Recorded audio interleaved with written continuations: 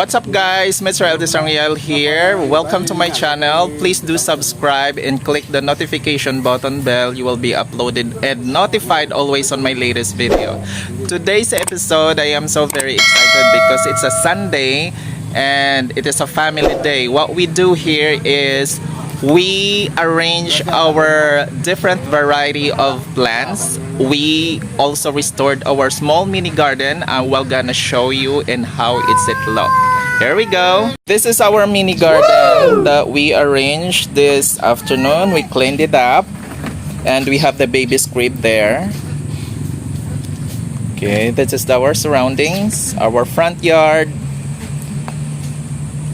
We pile it according to the variety of plants. Look amazing, spacious and beautiful.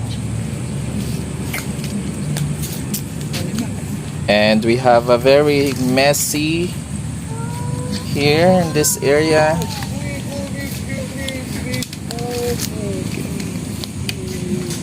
And this is our baby in the crib. Hello, baby. Oh. Hello. Hello.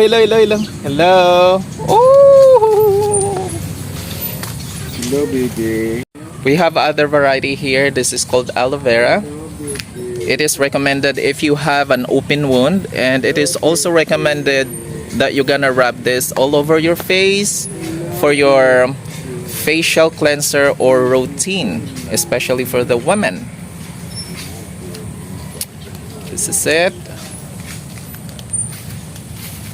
Earlier, this is the area that we cleaned, and we put also some plants here. And we clean and cut the carabao grass to look it nice.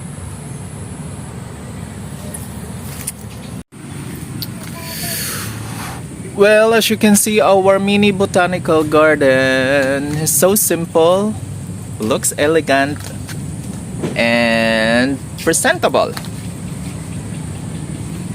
Okay, that's it. It is not finished yet because we need to clean that in that area.